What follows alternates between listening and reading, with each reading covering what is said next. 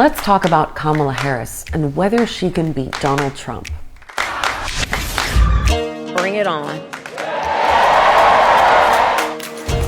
She's the former Attorney General of California, a former U.S. Senator, the current Vice President, and the last-minute pick to be the Democratic Party's presidential candidate after Joe Biden dropped out.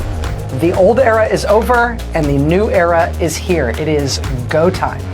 If she wins, Kamala Harris would become the first woman, the first Black woman, and the first South Asian American to hold the top job.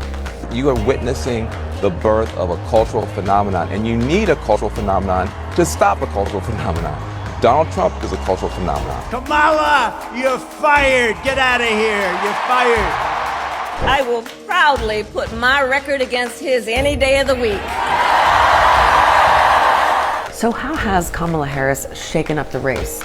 What are the big issues playing out in her campaign? And what are her chances of winning the election on November 5th?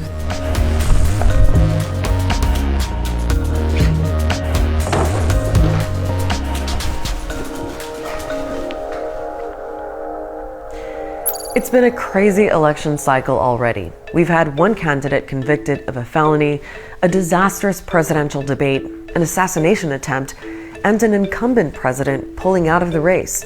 Kamala Harris replacing Joe Biden is the latest twist, and it's injected new momentum into the Democratic Party's campaign. A clear sign of that was all the donations that poured in the first 36 hours after Biden endorsed Harris. 1.1 million people uniquely donated to the campaign in that time frame. 62% of those 1.1 million donors, it's the first time they gave this election cycle to the presidential campaign. People feel a sense of excitement that just wasn't there when Biden was on the top of the ticket running against Trump. And you can see a lot of that excitement online. You think you just fell out of a coconut tree? Project Coconut, baby. Woo! Start your Hey, Kamala, what are we going to say to Donald Trump in November? Bye, bye, bye. So there is this big buzz around Harris, but all the polls so far suggest it's going to be a super tight race. The question for the Democrats is whether they can turn that enthusiasm into enough votes in the right places. Because let's remind ourselves what it actually takes to win a presidential election in the US. It doesn't necessarily come down to getting the most votes overall. It's all about what's called the Electoral College. Every state has an assigned number of Electoral College votes, and the results in each state determine how many of those votes go to each candidate. 270 is the majority, so that's the number the candidates are chasing to win. Now, some states pretty much always go to the Republicans, so-called red states, and others reliably go to the Democrats, the blue states. Then there are the states that tend to swing between the two parties, and they're the key to getting to 270. In this election, there are 7 main ones, which both campaigns will focus on. In our system, really campaigns are math, right? So it is getting to that electoral college vote. And these battleground states are the path. They're the math to get there. They are won by very thin margins, tens of thousands of votes in some of these places. We've got some work to do, but we're not afraid of hard work. We like hard work, don't we? And we will win this election. So how could she do it? Well, here are 5 factors that are playing into her campaign. Let's start with the age factor, the issue that 81-year-old Biden just couldn't shake off. Kamala Harris is 59, so one of the biggest vulnerabilities for the Democrats has now become a strength. Donald Trump, who's 78, is now the old guy in this contest. And one of the Republicans' main lines of attack just isn't relevant anymore. I think they're definitely on the back foot. All of their messaging was on Joe Biden's age, on his cognitive abilities or lack thereof. They're going to have to pivot. It also seems that Kamala Harris has captured the imagination of a lot of young people, a really important voting bloc. She was labeled Brat by the pop star Charli XCX. FYI, Brat is the name of her latest album, and it's becoming a trending meme about being a little chaotic and just being yourself. And Gen Z has run with it.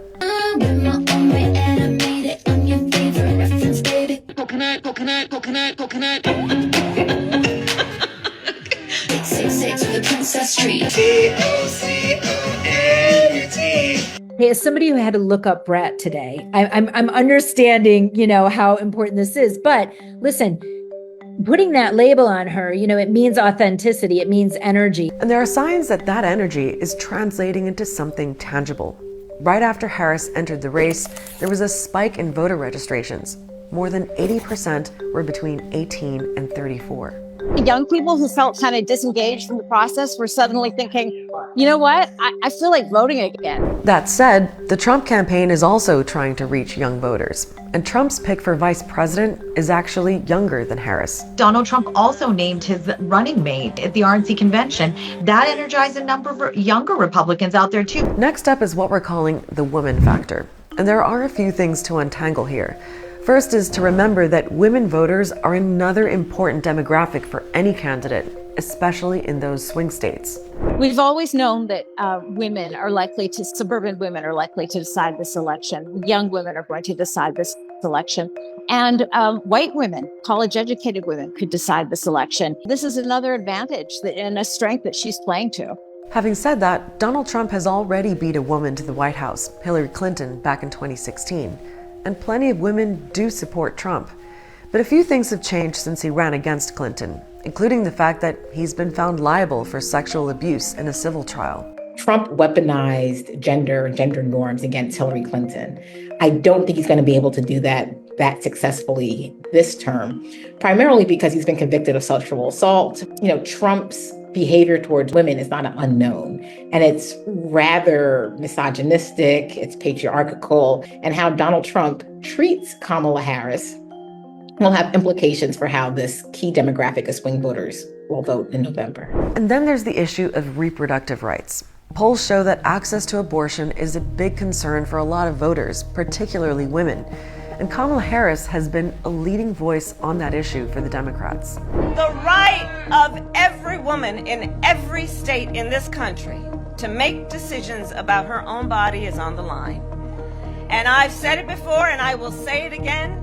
How dare they? In 2022, the Supreme Court overturned a landmark case, Roe v. Wade, which had protected abortion as a constitutional right. It was something many Republican politicians had been pushing for years, and it was the judges appointed by Trump while he was president that swung the decision, leading to abortion bans in many Republican-led states. We've seen in polling, we've seen this in referendums in red states, that Americans are really unhappy with the extreme bans on abortion. And so Republicans don't really want to touch this. They know that it's a losing issue for them. Reproductive freedoms could decide this election. The fact that a woman now is the top of the ticket, and this is one of her key issues, is going to attract women, whether they are Republican or Democrat. Next up, how race might play into this election. Kamala Harris has mixed heritage. Her parents were both immigrants. Her mother came from India and her father's Jamaican. It's hard to judge how her background might affect the vote. Some Republicans have drawn attention to it by referring to her as the DEI pick, which stands for diversity, equity, and inclusion. So it's this idea that the Democrats are playing identity politics, that there's this calculation that Kamala Harris should be president because of her identity, without giving any credence to her qualifications. And Trump himself actually questioned Harris's racial identity at a conference of Black journalists. She was always of Indian heritage, and she was only promoting Indian heritage. I didn't know she was Black until a number of years ago when she happened to turn Black, and now she wants to be known as Black. So I don't know, is she Indian or is she Black? And it was the same old show. The divisiveness and the disrespect. The American people deserve better. And there are signs that Harris is already galvanizing huge support among Black voters and other minority groups. There was one video call led by Black women in support of Harris, where 90,000 people tried to join in, and it raised $1.5 million in just 3 hours. Another call led by Black men raised more than $1.3 million. There was a real concern that there were a number of particularly Black men who might be moving to vote for the Republican ticket this election cycle. And so this is a huge signal that having Kamala on the top of the ballot has mobilized Black voters, which is a key demographic group for Democrats. Democrats will not win an election with just Black people, but they will lose an election if there are not Black people supporters. So Kamala has already proven that she can re-energize a base that the Democrats so desperately need if they want to win in November. Another area where Harris seems to be stronger than Biden is her ability to go on the attack against Trump, and the optics around her being a former prosecutor running against a convicted felon. I took on perpetrators of all kinds. Predators who abused women, fraudsters who ripped off consumers, cheaters who broke the rules for their own gain. So hear me when I say, I know Donald Trump's type. She can prosecute the case, the political case, and the economic case against Donald Trump. So it changes the dynamic there. Last on our list is Harris's policy record. Now, she's been in high-profile positions for a pretty long time, so there's lots of stuff that people can refer to, like her time as San Francisco's district attorney and California's attorney general. She's had mixed reviews, including accusations from some people that she was too harsh on issues like drug convictions and criminalizing the parents of kids who skip school. It's not as if she's this complete unknown, but there also gives Republicans a lot of chance to really try to delve into her record in California and paint her as this California liberal who will always kowtow to the left. And that doesn't tend to play well, obviously, with these folks who are in these 7 swingy states, I call them. Then there's Harris's record on the other big issues featuring in this election. There's abortion, which, as we mentioned, her campaign will push as one of her strengths.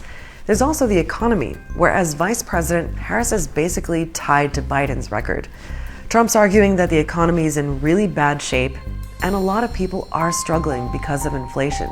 But Harris will try to emphasize things like high levels of employment, providing debt relief for students, and the fact that inflation has started to slow down. A trickier sell for Harris is her record on illegal immigration, which Trump and the Republicans are going big on. Record numbers of migrants have crossed illegally into the U.S. from Mexico during Biden's presidency, and he specifically tasked Harris to work with governments in Central America to address the root causes to bring the numbers down. Do not come. Do not come. Kamala had one job, and that was to fix the border. Now imagine her in charge of the entire country. She launched a colossal illegal alien invasion of a country. She said, come on in, remember? Where she's lost, there's no question, has been on immigration. There's no question that she said, do not come. And millions of people came anyways. And they came in record numbers by the hundreds of thousands. And that has been a problem for the Biden administration. Now, those domestic issues will probably weigh most heavily on voters' minds. But Kamala Harris will also be tested on foreign policy.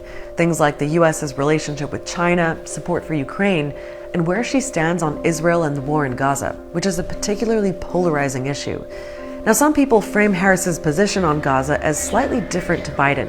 They say she's done more to highlight the humanitarian catastrophe. We cannot look away in the face of these tragedies. We cannot allow ourselves to become numb to the suffering, and I will not be silent. That might help her pick up voters who've been alienated by Biden's approach, or potentially lead to her losing some pro-Israel voters. Gaza, which has been a drain on the president, not only in terms of Arab voters in Michigan, but also in terms of Black, Latino, Asian, young people, where you were seeing 15, 20% attrition, and people saying that it was Gaza that was causing them to drop off. Now, the vice president has been far more empathetic on Palestinian issues. She was the first person to really come out and force the Biden administration to call a spade, to say, these videos are horrific. The way that Palestinians are being treated is horrific. The problem is that could come back and hurt her with a lot of the Jewish Democratic voters. And there are an enormous number of them that may actually go to Donald Trump because of those policies. Among pro-Palestinians, many don't differentiate between her position and Biden's and see her as just as much a part of the pro-Israel establishment. Stop the genocide! 15,000 children died because of you! Stop the genocide! You're a murderer! If you just scratch a little bit at the surface of Kamala Harris's record, even prior to becoming vice president, you see someone who was vociferously pro-Israel. So those are some of the main themes being talked about in the run-up to November. But there's one other key question that Kamala Harris will have to contend with, and that's whether the US is ready for a woman president. It's a question with no easy answers. People asked it when Hillary Clinton lost to Trump. But that was 8 years ago. Since then, some things have changed. There's been the Me Too movement, for a start. Then again, millions of American women have also lost the right to an abortion. So it kind of depends who you ask, because it's easy to pick and choose examples of how things have progressed or regressed for women. But the way people respond to Kamala Harris's campaign for president might give us some more clues. Even after all the advances, after so many women being elected to office, there are challenges sometimes for women running. The response to this question is indicative of the times, right? And if she wasn't running against Donald Trump, I probably would have a different answer. I definitely think that racism and sexism are a major part that she'll have to face and continues to face. But is America ready? I think America is more ready for someone who's pledged themselves to the democratic ideals than to President Donald Trump.